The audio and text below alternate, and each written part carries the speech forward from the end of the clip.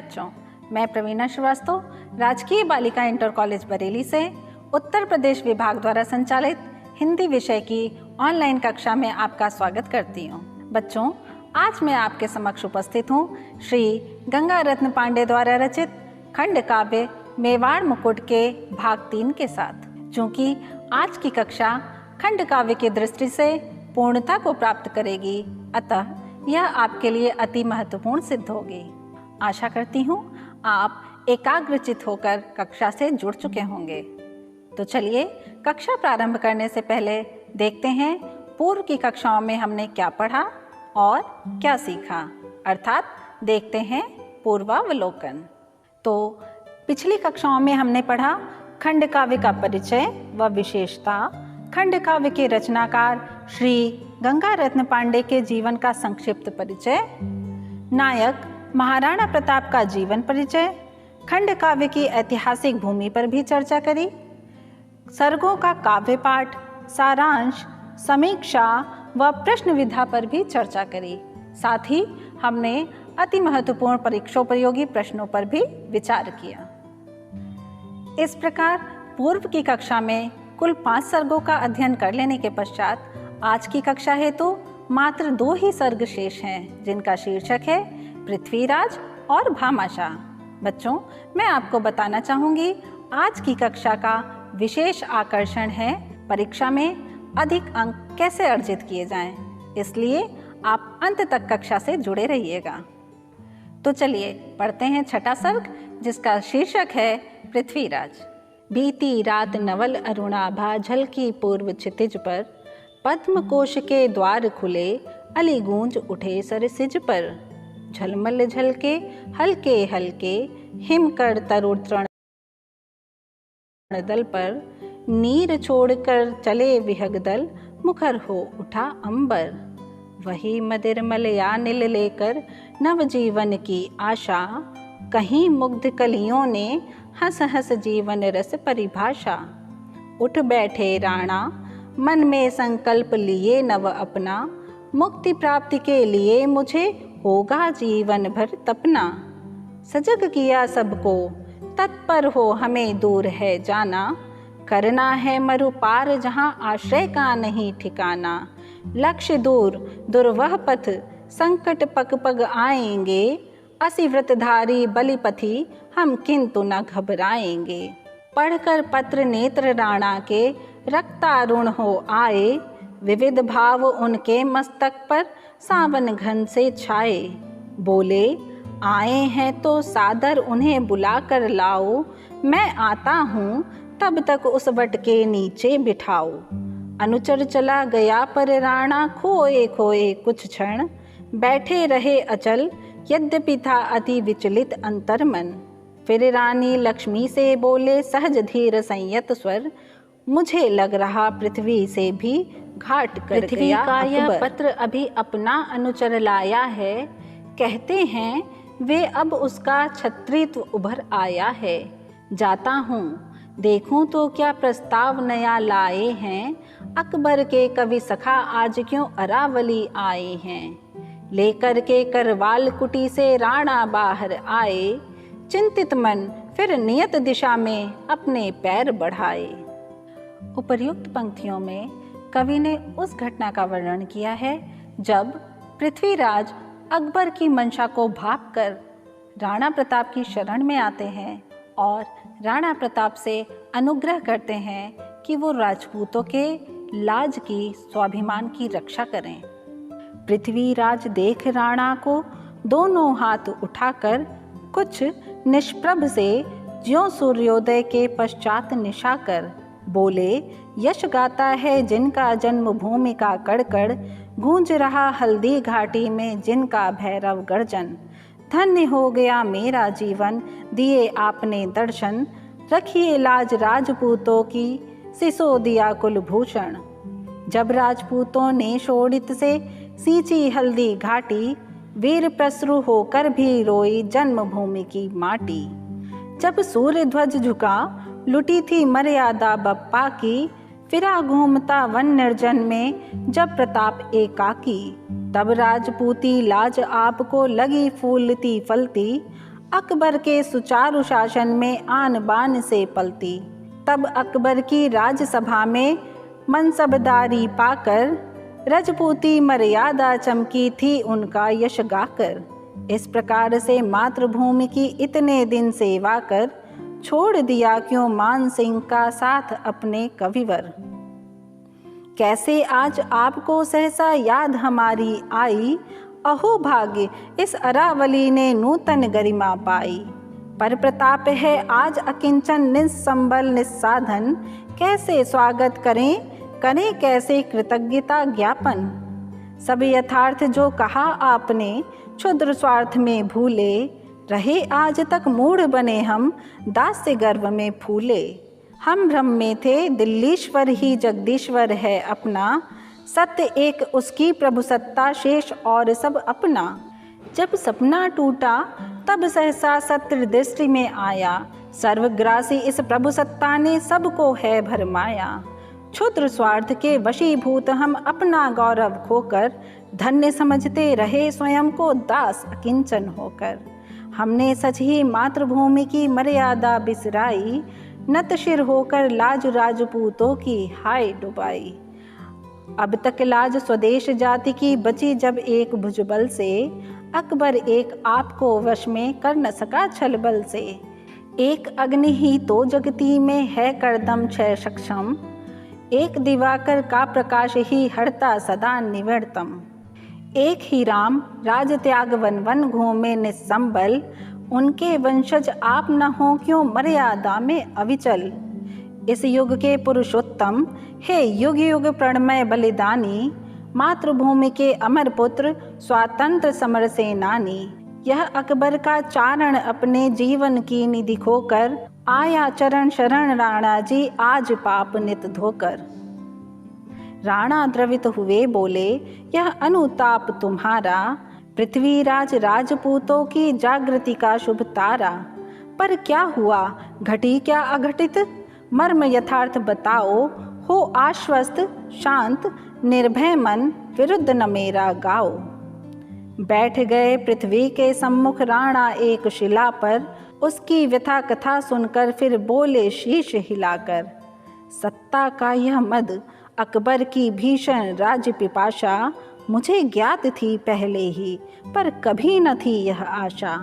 अपने आश्रित कवि के कुल की लज्जा भी लूटेगा, उसका मद विष बुझा विषिक पृथ्वी पर भी टूटेगा। क्षीर पिलाकर कुटी व्याल का पालन जो करते हैं, उसके घातक गरल दंश से वे ही नर मरते हैं। पर जो था भवितव्य हो चुका, बोलो अब क्या करना है। लेना है प्रतिशोध की बैठे बैठे आहें भरना है। सहसा दुखद स्वप्न से जैसे जाग उठा हो कोई, जैसे मृदु आलोपन पाकर लौटे संज्ञा कोई। महाराणा प्रताप को पृथ्वीराज द्वारा जब अकबर की क्षुद्र मंशा का पता चला तो अत्यंत क्रोधित हुए और पृथ्वीराज से बोले, जो बीत चुका उसे छोड़ो और अब क्या करना है इसका निश्चय करो, दृढ़ प्रतिज्ञ हो और उठो। मूर्छागत पौरुष में जैसे नई चेतना आए, रजनी के श्यामल पट पर जो अरुणाभा छा जाए। म्लान मलिन मुख पर पृथ्वी के वैसी ही द्युति चमकी, प्रतिहिंसा की लपट सजल नयनों में सहसा चमकी। पुण्य भूमि में यह राजपूत मर्यादा का पावन थल, जहाँ आपकी चरण धूलि से धन्य बनावन अंचल। मैं आया हूँ लेकर यह संकल्प आज निज मन में, एकाकी निस्संबल भटकेंगे ना आप इस वन में। साधन प्रचुर सैन्य सज्जा के हम उपलब्ध करेंगे, फिर भगनाश राजपूतों में नव संकल्प भरेंगे। फिर गरजेगा ढोल जुझाऊ स्वाधीनता समर के, अमर बनेंगे वीर देश हित समर भूमि में मर के। फिर से हर हर महादेव का समर घोष गूंजेगा, फिर सूर्य ध्वज ऊंचा होकर नभमंडल छू लेगा। फिर मेवाड़ मुक्त हो जिससे वही एक पथ मेरा, विफल मनोरथ हो अकबर अब यही मनोरथ मेरा। आशा साधन सिद्धि सभी संकेंद्रित उस नरवन में, कभी पराभव की छाया भी सुनी न जिसके स्वर में। संकल्पित उद्देश्य सिद्धि का मार्ग खोज लेते हैं, साधन तो साधक के पीछे स्वयं चले जाते हैं। मैं तो एक निमित्त मात्र संबंध सूत्र हूँ केवल, भामाशाह करेंगे प्रस्तुत अपने साधन संबल। उनकी विनय सुने स्वीकारें यही निवेदन मेरा, बीतेगी यह निशा मुक्ति का होगा पुनः सवेरा। दूर नहीं वन में ही है वे दर्शन के हित तत्पर, यदि राणा की आज्ञा हो तो लाऊं अभी बुलाकर। इस प्रकार काव्य पाठ पढ़ने के पश्चात देखते हैं संपूर्ण कथानक का सारांश और समीक्षा। सवेरा हुआ और पूर्व दिशा में सूर्य की अरुण आभा फैल गई। कमल कोश खुले और भंवरों ने गुंजार किया। पक्षियों के उड़ने से आकाश मुखरित हो उठा। इसी समय महाराणा प्रताप नवीन संकल्प से भरकर उठे कि अब हमें अरावली के पार जाकर बलि पथ पर कदम बढ़ाना है। कुछ ही देर में सब लोग प्रस्थान करने की तैयारी में जुट गए। इसी समय एक अनुचर आया और महाराणा प्रताप को प्रणाम करके एक पत्र दे दिया। महाराणा प्रताप ने पत्र पढ़ा और कहा कि पत्रवाहक को सादर बुलाकर वट वृक्ष के नीचे बिठाओ, मैं अभी आता हूँ। महाराणा प्रताप किंचित चिंता में डूब गए और रानी लक्ष्मी से कहा कि कहीं अकबर ने कोई चाल तो नहीं चली है। फिर तलवार लेकर कुटी से बाहर निकल आए और पत्रवाहक पृथ्वीराज के समीप गए। पृथ्वीराज महाराणा प्रताप के संबंधी थे, किंतु स्वार्थवश अकबर की स्वाधीनता स्वीकार कर ली थी। वे कवि थे और अकबर के चारण का काम करते थे। महाराणा प्रताप को देखते ही उनकी प्रशंसा करने लगे। आप राजपूतों के गौरव हैं, मेवाड़ का कड़कड़ आपका यश गाता है। आपके दर्शन करके मेरा जीवन धन्य हो गया। हे सिसोदिया कुलभूषण, अब राजपूतों की लज्जा की रक्षा आप ही कर सकते हैं। इस पर महाराणा प्रताप ने कहा कि अब राजपूतों की मान मर्यादा का खून किया जा रहा था, तब यह सब याद नहीं रहा था। जब बप्पा रावल की मर्यादा लूटी गई थी तब आप कहाँ थे? क्या अकबर की राजसभा में मनसबदारी करके आपका मन नहीं भरा? हे कविवर, अब आपने मान सिंह का साथ क्यों छोड़ दिया? अब अचानक ही हमारी याद कैसे आ गई? खैर, आपके आने से अरावली की गरिमा तो बढ़ी। और बताओ कि मैं अकिंचन आपका स्वागत कैसे करूं? पृथ्वीराज ने उत्तर दिया कि महाराज, आप जो भी कह रहे हैं सत्य है। मैं ही भ्रम में था जो दिल्लीश्वर को जगदीश्वर समझे बैठा था। हम स्वार्थ में अंधे हो गए थे, जो उसका दास कहलाकर भी अपने को धन्य समझ रहे थे। वस्तुतः एकमात्र आप ही अलग जगाए रहे। वैसे यह भी सत्य है कि एक ही चिंगारी पाप को जलाकर राख कर देती है। एक ही होने पर भी सूर्य संसार भर के अंधकार को दूर कर देता है। और एक ही राम थे जिन्होंने निशाचरों का संहार किया। हे महाराणा, तुम उन्हीं प्रभु राम के वंशज हो। तुम ही मातृभूमि को स्वतंत्र करा सकते हो। यह चारण अकबर को छोड़कर हमेशा के लिए आपकी शरण में आया है और पापों को धोने का अभिलाषी है। इस पर महाराणा प्रताप ने पूछा कि तुम्हारे पश्चाताप पर मुझे विश्वास है, पर वह कौन सी घटना है कि तुम अकबर को छोड़कर यहाँ आ गए? पृथ्वीराज ने कहा, अकबर सत्ता मद में चूर हो रहा है। उसने मेरे ही कुल की लाश लूटने की कोशिश की तो सहा न जा सका। सच तो यह है कि अकबर वह जहरीला नाग है जिसे हमने ही दूध पिला पिला कर पाला है और अब हमें ही काटना चाहता है। इस पर महाराणा प्रताप ने कहा कि जो होना था हो चुका। अब यह बतलाओ कि क्या पश्चाताप ही करते रहोगे या प्रतिशोध भी लोगे? पृथ्वीराज ने कहा कि निश्चित ही प्रतिशोध लेना है। महाराणा प्रताप ने कहा कि प्रतिशोध कैसे लेंगे? पृथ्वीराज ने कहा, परिस्थितियां हमारे अनुकूल हैं।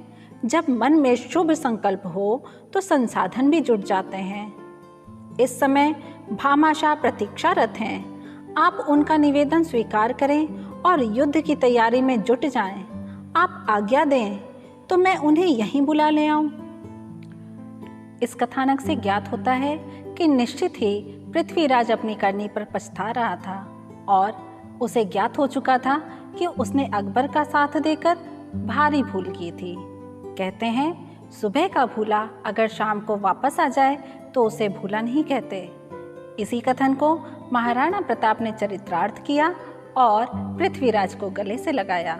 साथ ही भामाशाह को साथ लेकर नवीन उत्साह से भरकर युद्ध के लिए कूच कर दिया। इस प्रकार पृथ्वीराज सर्ग का संपूर्ण अध्ययन करने के पश्चात बढ़ते हैं अगले सर्ग की ओर, जिसका शीर्षक है भामाशाह। भामा उसी शिला पर बैठे सोच रहे थे मन में, भावी कोई नया मोड़ क्या लाएगी जीवन में। क्या मेवाड़ भूमि तजकर अब मुझे न जाना होगा, क्या प्रताप चित्तौड़ जीत कर फिर महाराणा होगा। आशा और निराशा की लहरों पर उठते गिरते करने लगे विचार समस्या पर अपनी वे फिर से।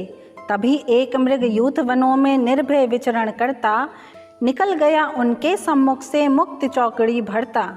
अरावली की वह उपत्यका निर्जनता में सुंदर, गूंज उठी उनके पदरस से गूंज उठा वन प्रांतर। वृक्ष छोड़ उड़ चले व्योम की ओर सहस्र विहगवर, गूंज उठा अंबर में उनके मुक्ति गीत का नवस्वर। मुक्ति पवन है मुक्त गगन है मुक्त पंख है अपने, मुक्त मेदिनी का प्रसार है मुक्त हमारे सपने। राणा लगे सोचने सच ही तो ये खग कहते हैं, मुक्त मेदिनी का प्रसाद है जिस पर हम रहते हैं। फिर क्यों इन उन्मुक्त धरा पर बंधन तनिया मन का, किसको है अधिकार द्वार अवरुद्ध करे जीवन का। है किसको अधिकार दासता आरोपित करने का, छीन झपट औरों से अपना स्वर्ण कोश भरने का। एक सबल द्वारा निर्बल का निर्मम दारुण शोषण, मत्स्य न्याय यह अन्यायी का यह अबाध हित पोषण। स्वत्व एक का छीन दूसरे का गर्वोन्नत गर्जन, अपनी स्वार्थ त्रुटि के हित नित नई नीति का सर्जन। यह प्रताड़ना आदर्शों की ओट चोट करने की, यह अनीति की रीति प्रीति घट में भी विष भरने की। दस्य वृत्ति को परम शौर्य का गौरव पद देने की, छल प्रपंच को राजनीति का कौशल कह लेने की। परंपरा यह सत्ता के हित सर्वनाश करने की, ग्राम नगरपुर खेत बाग सब का विनाश करने की। यह दुर्दम रणनीति विजय अभियान राज्य लिप्सा का, निरपराध निर्बल को छलकर उड़ती विजय पताका। यह विकास है मानवता का तो दानवता क्या है, यही सत्य है यदि जीवन का तो फिर क्या मिथ्या है। नहीं नहीं यह सत्य नहीं है, सत्य नहीं हो सकता, छिपा भले हो मानवता का सूर्य नहीं खो सकता। खंड खंड कर अंधकार को वह फिर से चमकेगा, आज नहीं तो कल स्वदेश का भाग्य अवश्य जगेगा। और अन्यथा क्यों कवि पृथ्वीराज यहाँ तक आते, क्यों फिर भामाशाह खोजते मुझे और पा जाते। महाराणा प्रताप मन में चिंतन करते हैं। पूर्व में घटित घटनाएं उनके स्मृति पटल पर एक एक करके जागृत होने लगती हैं।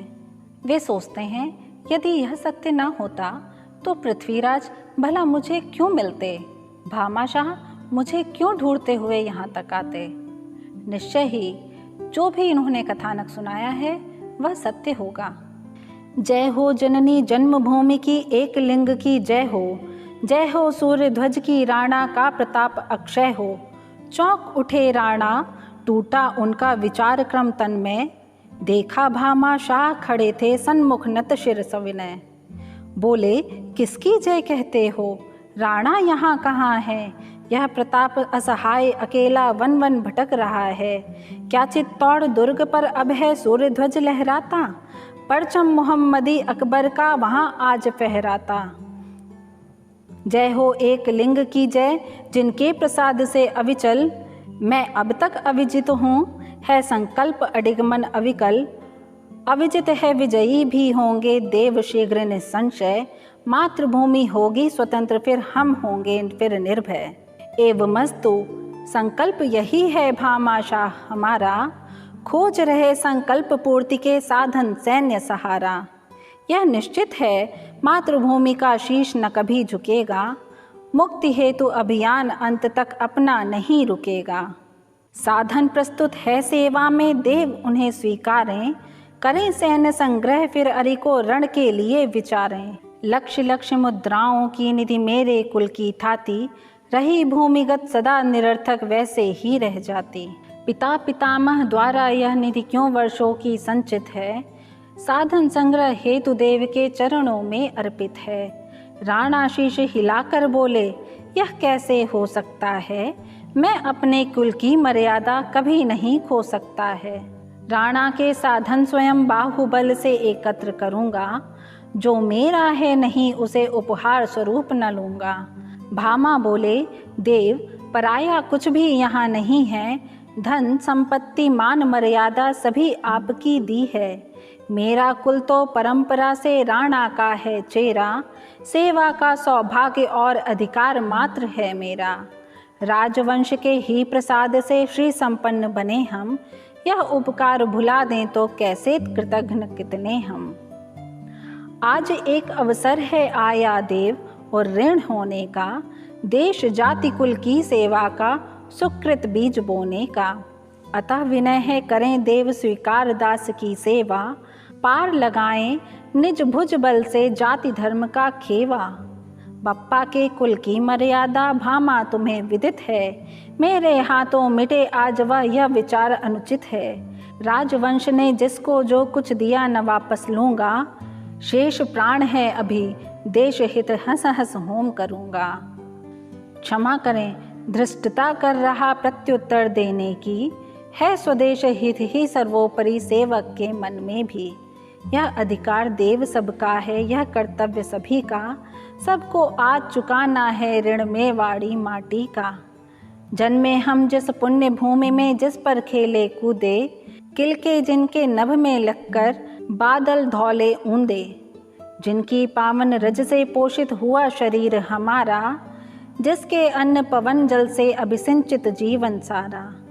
उसके ऋण से उर्ऋण करे जो वह धन देव कहाँ है, तन मन धन जीवन सब उसका अपना कुछ न यहाँ है। अतः विनय है देव कृपा की कोर करें सेवक पर, धन्य बनूं मैं भी स्वदेश की थोड़ी सी सेवा कर। भावातुर होकर कवि बोल उठा फिर सहसा, कहाँ मिलेगा ऐसा संगम शौर्य और गरिमा का। धन्य धन्य मेवाड़ धन्य मेवाड़ देश की माटी, त्याग जहाँ का जीवन दर्शन स्वतंत्रता परिपाटी। धन्य धन्य वीरों की जननी धन्य तुम्हारे गिरिवर, धन्य तुम्हारे लता कुंज तरु धन्य सरित सर निर्झर।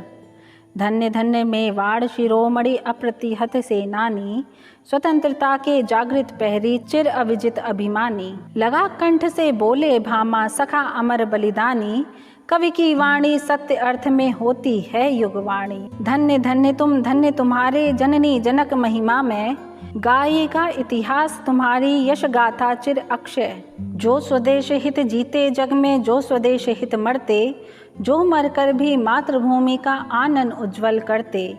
सार्थक उनका मरण विस्मरण उन्हें नहीं छू पाता, युग युग तक इतिहास अमर गाथा उनकी दोहराता। मैं निराश हो सोच रहा था देश छोड़ना होगा, बाहर जाकर रण के साधन सैन्य जुटाना होगा।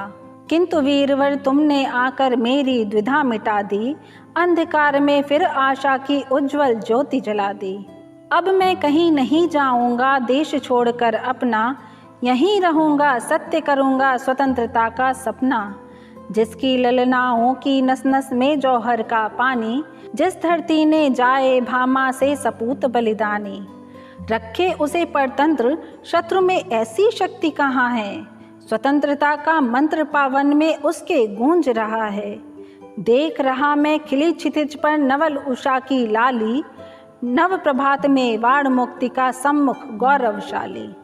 इस प्रकार देश प्रेम के वशीभूत भामा शाह ने अपनी संपूर्ण संपदा महाराणा प्रताप को समर्पित कर दी और उनसे आग्रह किया कि वे धन्य धान्य सैन्य प्रभुत्व से संपन्न होकर अपनी मातृभूमि की रक्षा करें। अब देखते हैं इस सर्ग के कथानक का सारांश किस प्रकार किया जा सकता है और इसकी समीक्षा के अंश क्या हैं। महाराणा प्रताप एक शिला पर चिंतित बैठे हैं। इसी समय हिरणों का एक झुंड चौकड़ी भरता हुआ निकल जाता है। आकाश में पक्षियों को उन्मुक्त उड़ता देखते हैं और उनके मन में स्वाधीनता की भावना और तीव्र हो उठती है। वे सोचने लगते हैं कि मुक्त पवन है, मुक्त गगन है, मुक्त पंख हैं अपने, मुक्त मोदिनी का प्रसार है, मुक्त हमारे सपने। प्रताप सोचते हैं कि जब धरती, आकाश और अन्य सभी प्राणी स्वतंत्र हैं, तो किसी मनुष्य को क्या अधिकार है कि दूसरों को गुलाम बनाए। अपने हित के लिए दूसरों को दास बनाना और उनका शोषण करना अन्याय है। स्वार्थी मनुष्य ही छल कपट की नीति अपनाता है और अपने स्वार्थ के कारण नीति अनीति का विचार खो बैठता है। स्वार्थांध शासन अपने हित में ग्राम, नगर, पुर, खेत, बाग आदि सभी का विनाश करने पर जुट जाता है। ये राजा लोग राज्य लिप्सा के कारण निरपराधों को दंड देते हैं। ये अपनी विजय के लिए युद्ध करते हैं और रणोन्माद में मानवता की हत्या करते हैं। लेकिन सत्य को अधिक समय तक छिपाया नहीं जा सकता। मानवता का सूर्य चमक कर रहेगा। महाराणा प्रताप और भामाशाह के मध्य चल रहे वार्तालाप को सुनकर कवि पृथ्वीराज चकित रह गए और बोले कि देश प्रेम, सर्वस्व त्याग और मातृभूमि पर मिटने की यह भावना धन्य है। भामाशाह को राणा प्रताप ने गले से लगा लिया और कहा कि यह देश युगों युगों तक उन्हें याद रखेगा। अब मुझे किसी प्रकार की चिंता करने की कोई आवश्यकता नहीं रह गई। अंधकार में आशा की किरण जग गई है। अब मैं कहीं नहीं जाऊंगा। यहीं रहकर सैन्य बल एकत्र करूंगा और मेवाड़ को स्वतंत्र कराऊंगा। जहां भामाशाह जैसे सपूत हों, वह देश कभी भी गुलाम नहीं रह सकता। हमारा मेवाड़ महान है। प्रस्तुत सर्ग में भामाशाह के त्याग, बलिदान और देश प्रेम को अत्यंत मार्मिक शब्दों में उजागर किया गया है। साथ ही महाराणा प्रताप के मातृभूमि पर भी प्रकाश डाला गया है। बच्चों, इस प्रकार खंडकाव्य मेवाड़ मुकुट के समस्त सर्गों का अध्ययन पूर्ण हुआ। आइए एक बार खंडकाव्य के समस्त भागों को सम्मिलित करते हुए संक्षिप्त दृष्टि डालते हैं और देखते हैं कि हम अपने अधिगम को प्राप्त करने में कितने सफल हुए। बच्चों, खंडकाव्य के प्रथम भाग के अंतर्गत कुल 2 सर्गों अरावली और लक्ष्मी का अध्ययन किया गया। सर्गों पर आधारित अभ्यास प्रश्नों पर चर्चा करी गई। खंडकाव्य के भाग 2 में कुल 3 सर्गों प्रताप, दौलत और चिंता का विस्तृत अध्ययन किया गया। खंडकाव्य के भाग 3 के अंतर्गत 2 सर्ग पृथ्वीराज और भामाशाह का अध्ययन कर संपूर्ण खंडकाव्य की विशेषताओं से परिचय प्राप्त किया गया। आइए अब चर्चा करते हैं अभ्यास प्रश्न की, जो आपका गृह कार्य भी होगा। गृह कार्य के रूप में आपके लिए प्रथम प्रश्न है, मेवाड़ मुकुट खंडकाव्य की कथा वस्तु, कथा सार संक्षेप में लिखिए। दूसरा प्रश्न है, मेवाड़ मुकुट खंडकाव्य के आधार पर चिंता, जो कि खंडकाव्य का 5वां सर्ग है, का सारांश अपने शब्दों में लिखिए। आपके समक्ष तीसरा प्रश्न है, मेवाड़ मुकुट खंडकाव्य के आधार पर पृथ्वीराज की चारित्रिक विशेषताओं को उजागर करें। आज का चौथा और अंतिम प्रश्न है, मेवाड़ मुकुट खंडकाव्य की समीक्षा उसके कला पक्ष और भाव पक्ष के आधार पर करिए। इस प्रकार अब समय हो चला है आज की कक्षा के विशेष आकर्षण का। बच्चों, कुछ महत्वपूर्ण बिंदुओं को ध्यान में रख के आप परीक्षा में निश्चित रूप से अच्छे अंक प्राप्त कर सकते हैं, जैसे स्वच्छ व शुद्ध लेखन, प्रश्नों के क्रम के अनुसार ही उत्तर के क्रमों को अंकित करना, व्याख्यात्मक प्रश्नों के उत्तर लेखन में मौलिकता का समावेश करना, पद्यांश व्याख्या के पश्चात काव्यात्मक सौंदर्य पर चर्चा करना, निबंधात्मक प्रश्न का उत्तर देते समय प्रश्न पत्र में अंकित शब्द सीमा का विशेष ध्यान रखना। तो बच्चों, ये थी छोटी परंतु महत्वपूर्ण बातें। इन बातों को ध्यान में रख के आप न सिर्फ हिंदी विषय में बल्कि सभी विषयों में अच्छे अंक अर्जित कर सकते हैं और अपने जीवन को सफल बना सकते हैं। हार्दिक शुभकामनाओं सहित आज की कक्षा यहीं तक। धन्यवाद।